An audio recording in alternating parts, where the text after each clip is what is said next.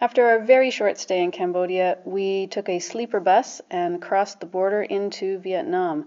Starting near Ho Chi Minh at the south, we made our way over the course of 25 days north up towards Hanoi. We started here in Cat Tien National Park. This park is a biodiversity hotspot in southern Vietnam, and it was home to the now extinct Vietnamese Javan rhinoceros. But it has a whole bunch of different species like that blue-banded pitta, which you saw at a blind, and lots of great trails, some of them raised, and some amazing old trees like this root tree that Grayson's walking by. It was a great place to bird watch, but while I was bird watching, Emily and the kids rented bikes and biked around a lot of the park. Then we took a daytime sleeper bus up to Dalat, and we met my parents there. Our first day in Dalat was a whirlwind. We took this cable car to a monastery, and then we went on an alpine coaster ride. So we waited in a line for a little while, and then we hopped on our little alpine coasters, and as you can see, I was quite terrified. And I had a right to be, because I went a second time with Grayson, and it was terrifying. He went very fast, but it was fun. Okay, we can't fall off. Are you sure? Yeah. Why do they have a fence there? Catch us if we fall? That's probably to catch your things out of your bag if they fall. Have you got my bag closed? Yeah. Then we went to see this old train system, which was built by the French in the 1920s to get the settlers up to the cool mountainous areas of Dalat. It was fun to ride on the train. And we capped off this big day with a delicious Vietnamese hot pot.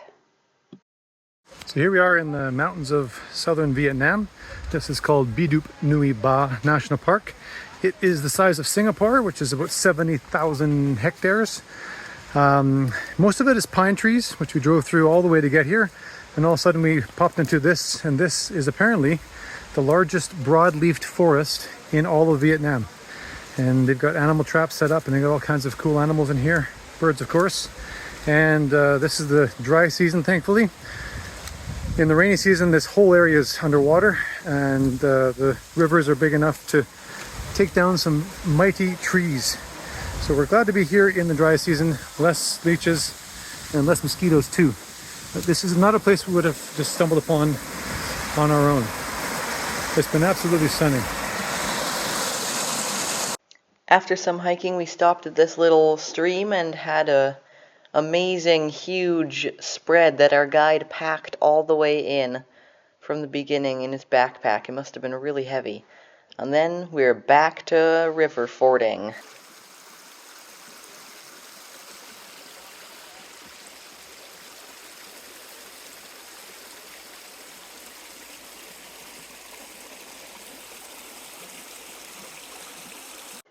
We saw this ancient two-flat needle pine. It's endemic to this area, and it grows very slowly, only 2 millimeters a year.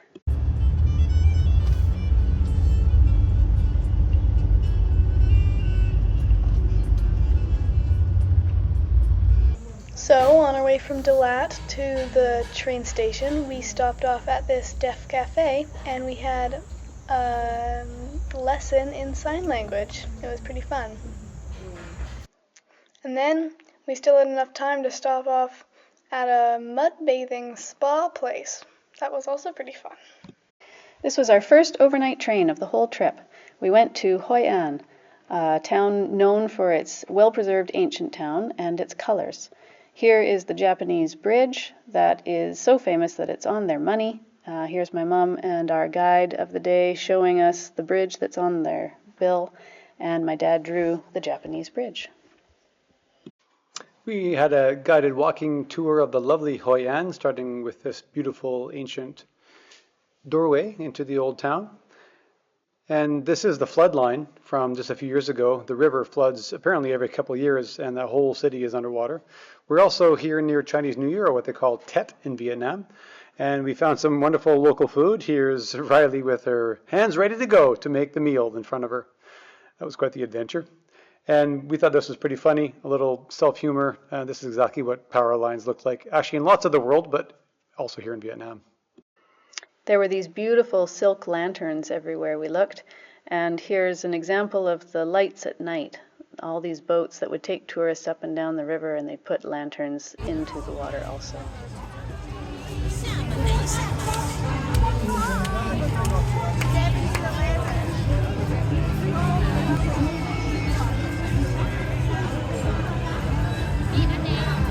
My grandma always said that drawing helps you see.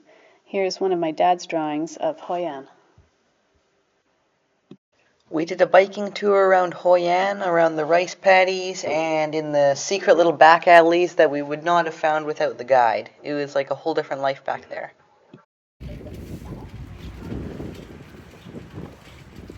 We are biking in Hoi An, in Vietnam. There's the river.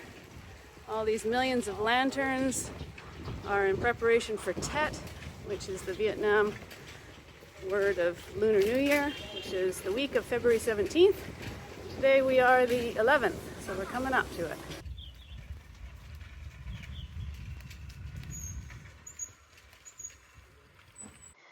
This was us with our very enthusiastic young guide on one of the many stops that we took. And another one of the stops that he took us to was this bamboo basket boat experience, where Dad and Julie had an even more younger, more enthusiastic guide who is also a little bit crazy with his bamboo basket boat skills.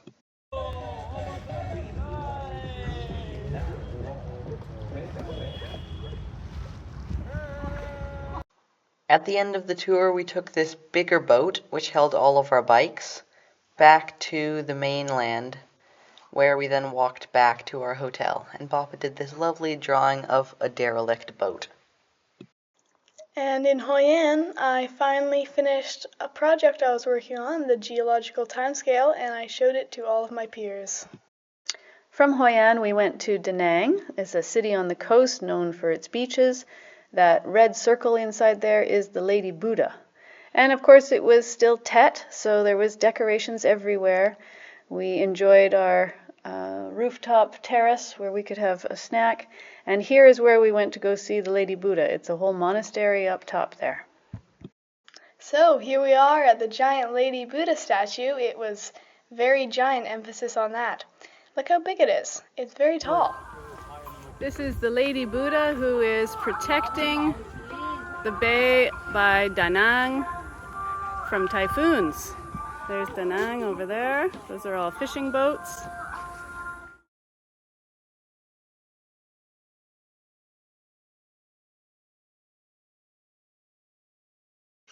I just love this picture of the monks who are sightseeing and taking selfies or having their photo taken at the Lady Buddha. Dragging. Oh, Mom's awake now. And there's another one, a plastic water bottle. Did they have the plastic water bottle in the tree? Like I heard something drop. Yeah, I think they probably brought it up to the tree and then, oh, he almost got it. Almost landed right on it. I got a bottle, so hers. Yeah.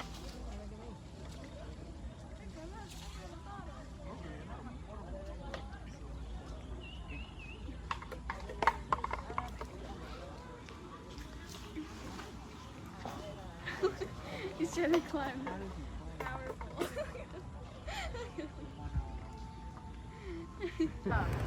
Here we are in Da Nang, city of light shows apparently. Look at those hotels. In a couple minutes that dragon bridge is gonna breathe fire and water, so I hope we don't get wet. Oh!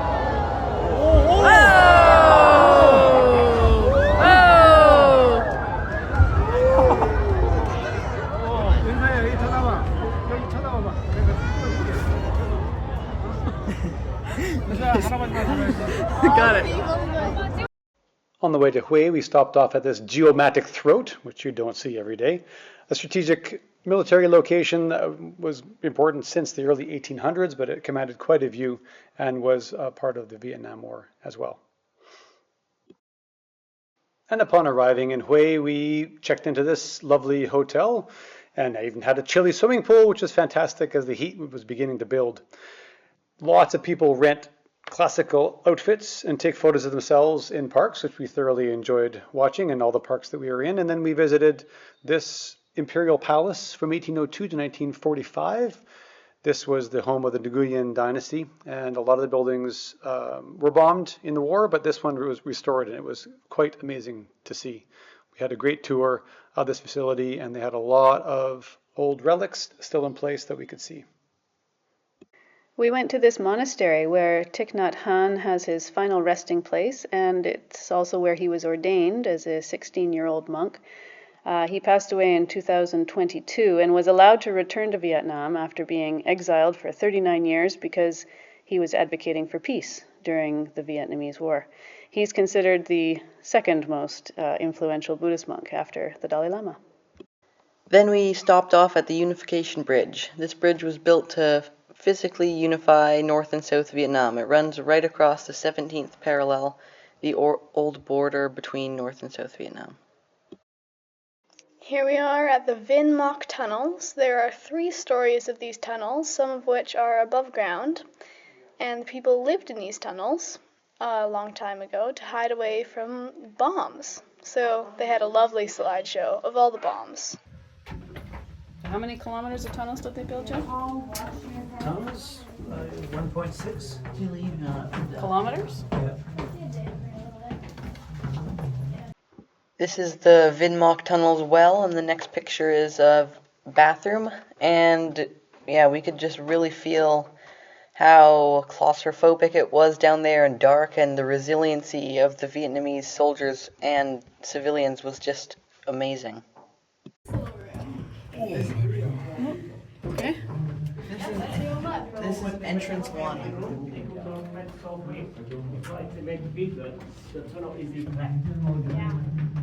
This is the family room then, these little things? Maybe. This is a family room, guys? Huh? That's entrance 1, I said. Oh, entrance 1. Here's the family room. Oh, this is a family room. Yeah, it's like a total hell 86 family room. It's kind of scary having Ah, okay. Oh yeah, 2 meters. This would be for 2 to 4 people. 600 people, one toilet. Yeah, that would not be easy to go to sleep early. We think it's hard for 4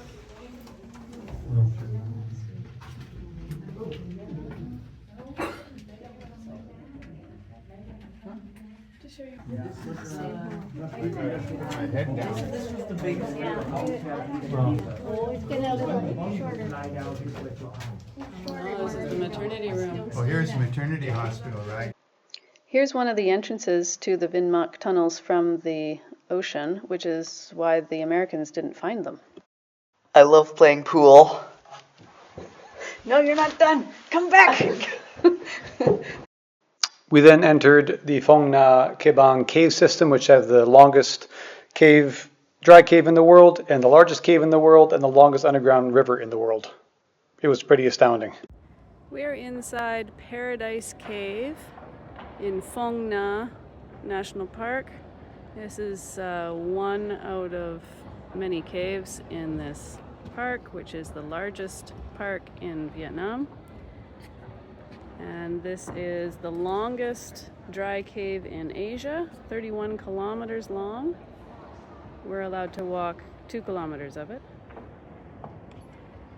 And this mountain, Limestone Mountain, is 400 million years old, which is just after the time of the first animals in the sea, which was 560 million years ago. So this limestone is created with the shells of the very first creatures in the sea on our planet. And that stalagmite there is about 250,000 years old, which is the beginning of our species, Homo sapiens sapien. This was just one of the biggest stalagmites that we saw in this amazing cave. As you can see, there's so much variety. This pinecone stalagmite was Bappa's favorite and Mom's favorite. I also liked it. It was really cool, all the different colors. And this is me and Julie imitating the evil bunny rabbit stalagmite from Monty Python. Here we are at the caves. I'm showing Julianne the caves. Look, Julie. Look at the purple one. Look. Look at that. Look how big that one is. And then look over there. Whoa.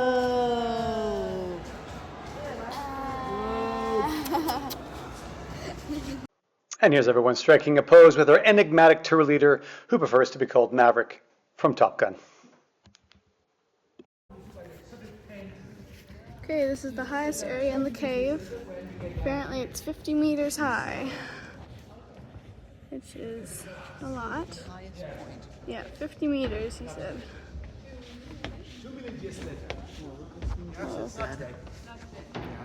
People have been touching. The only one you can touch, please. The only one you can touch to get a good luck for longevity. You're gonna see some mood here. That's why it's so smooth. Yeah, they touch it to get a good luck for longevity. It's like so a turtle, one of 4 holy animals in Vietnam.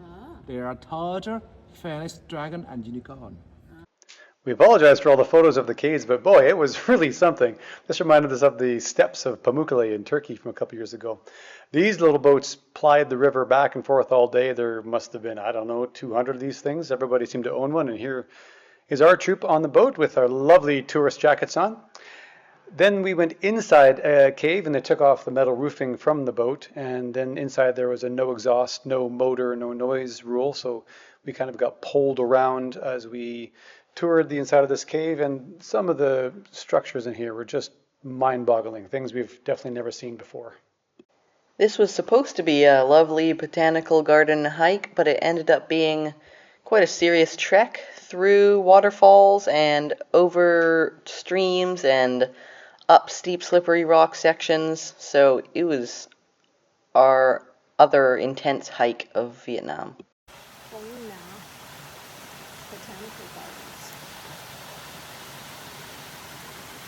Nice work. We thought this sign was funny. Abyss, with just a comma, but slippery walking with an exclamation mark.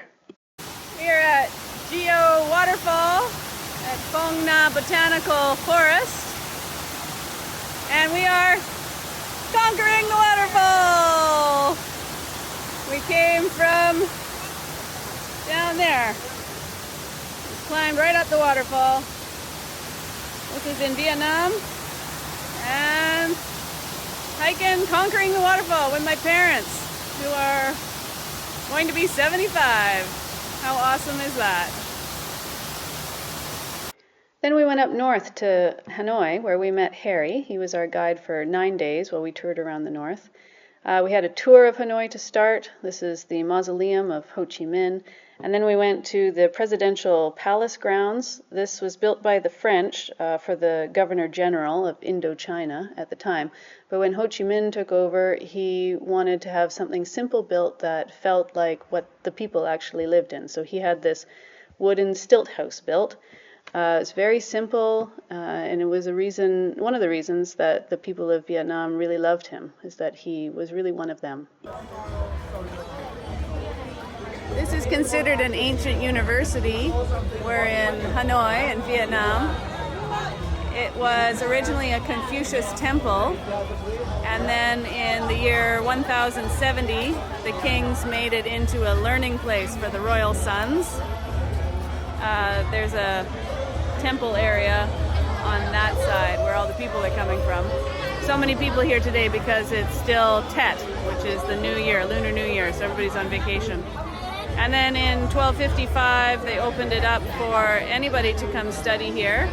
And by the 1300s, they started making these recordings of all the people. You can maybe you can see. Oh yeah, those are names written there. These are the people who passed their exams. And the students would come here and touch the head of the turtle for longevity, to pray for a better exam result. This is a happening place. This is the Pavilion of the Constellation of Literature. It's an iconic pavilion that is regarded as the official symbol of Hanoi, and it's so important to them that it is on the 100,000 Vietnamese dong banknote. Here we are just on the outside of this literature university, and can you guess what these little cubbies were used for? This is where the students would come to take their tests. Test cubbies. Maybe we should do that at the outdoor school. And then the teachers would sit here in the thrones and supervise all the students who were taking their tests. This seemed to be a life-size game of chess. There were people sitting in chairs were the pieces, and then there were two players playing against each other. This is called Train Street. We're in Hanoi, in Vietnam, and this is a place where people come. I don't think just tourists. Cafes on either side. The train will be here in 37 minutes. So we're up on the second floor, ordered a coffee, and we're waiting for the train to come. What do you think, kids? So cool. It's going to be kind of amazing to see all these people get out of the way. It's very close. Taking a video or it's going really slow. Right hand. Right hand.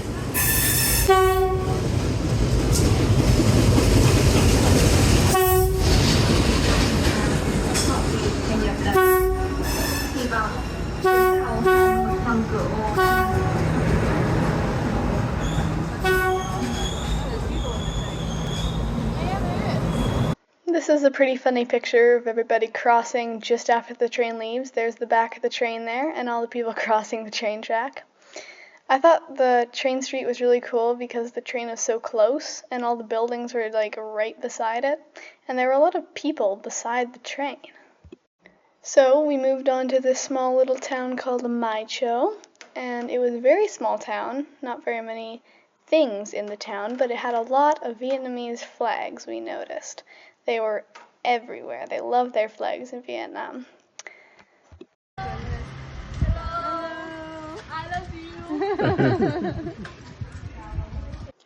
Some traditional style dress that we actually saw a very similar style dress when we went into southern China, southwest China.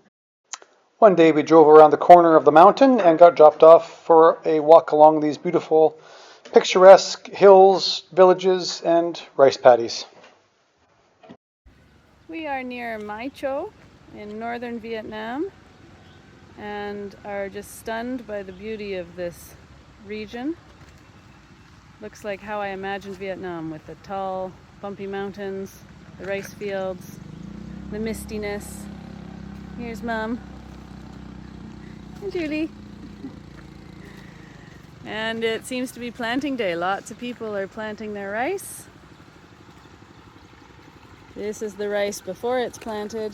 They're just growing it here, and then they're going to transplant it one by one into the water fields. We're going to try planting rice. We were watching this woman plant rice from our breakfast spot. It makes it look so easy. So fast. Look how fast she is. Well, I guess you just have to She's done this whole plot just this morning, like in the last hour since we had breakfast. Here, can you put this grows? How did she not get stuck? Yeah, just step slow. Now I haven't any great. Step slow. Here, don't walk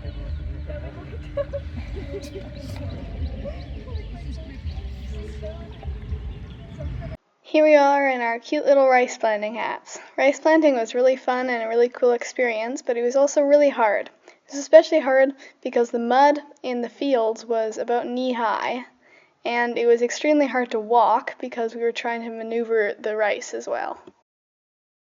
This lovely place was Pu Luong Retreat, and we stayed in this lovely open room with little mats to sit on the floor and a great view of the rice paddies from the bedside windows. There was also this extremely cold pool, but you know us, we swam in there anyways. We were numb. One day we went through a walk through surrounding villages and rice paddies, and we met this lovely multi-generational family who made these very intricate table runners and scarves. The man in this picture was like almost exactly the same age as Bappa, and they hit it off really well with Mimi and Bappa. He is a retired general from the army. Yeah, that's right. That's right. Yeah. That's right. Very big. But no people. You say no people. What's that? 40% of Vietnam, right? Vietnam has 100 million in 100 Vietnam, only million. 40 million in Canada. Yeah. Nhưng mà Canada rộng thế nhưng mà chỉ có khoảng 40 triệu dân thôi. Này 40 triệu dân thôi. Vâng, Canada chỉ có khoảng 40 triệu dân thôi. Ôi. Đấy, còn ít hơn Việt Nam mình nhiều. Việt Nam mình hơn mình hơn 100. Mình thì 100 hiện tại bây giờ là 100 đến 102. Hàng trăm triệu. Yeah. 100 triệu dân. They said that about population in Vietnam around 100 million. I know. We're less than Canada that. is 40. 40 million. Canada là 40 triệu. 40 triệu thôi. Leaving Puluong, we saw these really neat water wheels that Julianne will tell you all about. Okay, we are at a water wheel place here. This is how the water wheels work. They've got these pieces they're all made out of bamboo. They've got these pieces of bamboo laid down flat, which when the stream runs and when the water hits them, it makes it turn. So it's not using any electricity or gas or anything, it's just naturally turning. And it has these little bamboo chutes where at one end it's open and one end it's closed. And then they're on an angle, so they go into the water, they fill up in the water, and then they come back up and they don't run out because they're on an angle. And then when they get up to this trough up there, they empty into the trough, because then it turns upside down and then back around again. And this trough goes into these little bamboo chutes over here, which funnel into the rice fields. Pretty ingenious invention, huh? Really ingenious. One of the main reasons to come to Thung Nam Bird Park is to see the birds. It's well known as being one of the main roosts for a large species of wader bird called the Asian openbill stork. So we went on a little boat trip and came around a corner, and lo and behold, here they were by the hundreds. It was actually quite an amazing experience being so close to so many large birds. Asian openbill.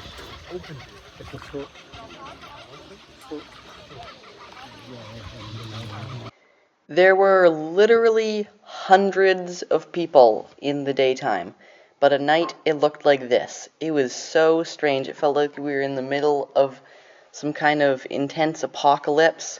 There were all the decorations for Tet and props and everything set up. It's like a huge tourist attraction place. And it was just completely empty. There weren't even any workers. We were like the only people there. It was so strange. One day they put on about 4 of these shows. They were very strange. We had not seen anything like these before in Canada, for sure. But they were very well choreographed and planned, and great costumes and everything. On the way from Phong Nam Bird Park to Van Long Wetland, we stopped and did quite a craggy, steep hike, but it afforded us some spectacular views of the surrounding countryside. At Van Long Wetland, we hopped in these boats, and this wetland is famous not just for the birds, but also part of the movie King Kong Skull Island was filmed here.